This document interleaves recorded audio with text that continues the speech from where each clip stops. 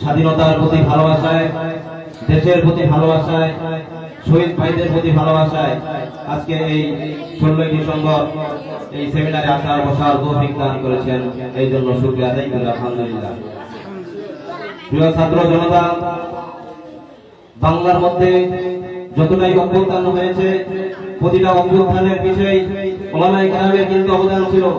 যদি ইতিহাসকে সংক্ষেপে বলি, 1900 সালে ব্রিটিশ বেনিয়ারা যখন এই দেশে ব্যবসা করতে এসে, ব্যবসার নামে এসে মুসলমানদের উপর এবং সাধারণ মানুষের উপর জুলুম অত্যাচার শুরু করে দিল, সেই সময় কিন্তু সেই সময়ের আলেম হুসাইন আহমদ মাদানির মতো আলেমরাই কিন্তু সেই ব্রিটিশদের বিরুদ্ধে অস্ত্র হাতে তুলে নিয়েছিল।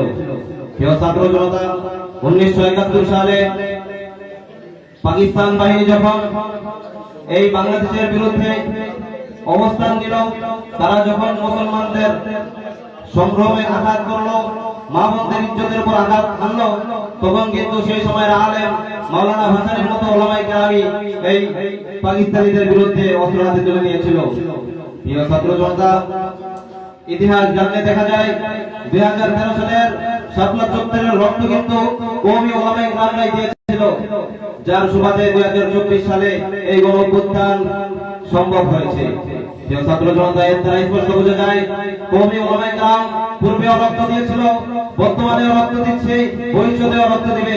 কিন্তু দুঃখের সাথে বলতে হয়, আজকে কিছু সুশীল নামক সমাজের কিছু মানুষরা ওলামায়ে কেরামদেরকে স্বাধীনতা বিরোধী বলতে চায়। তারা ওলামায়ে কেরামদেরকে স্বাধীনতা বিরোধী হিসেবে আখ্যায়িত করতে চায়। তাদেরকে স্পষ্ট ভাষায় বলি, ওলামায়ে কেরাম যদি স্বাধীনতা বিরোধী হতো তাহলে 1900 সালে তারা দেশের জন্য রক্ত দিত না। প্রিয় ছাত্র জনতা, ওলামায়ে কেরাম যদি স্বাধীনতা বিরোধী হতো তাহলে 1971 সালে তারা নিজেদের রক্ত প্রবাহিত করত না। প্রিয় ছাত্র জনতা, আরো একটি কথা দুঃখের সাথে বলতে হয়, যেই শহীদরা দেশের জন্য জীবন দিয়েছিল, তারা শুধু দেশের জন্য জীবন দেয় নাই, তারা দেশের মধ্যে ইসলাম প্রতিষ্ঠার জন্য জীবন দিয়েছিল।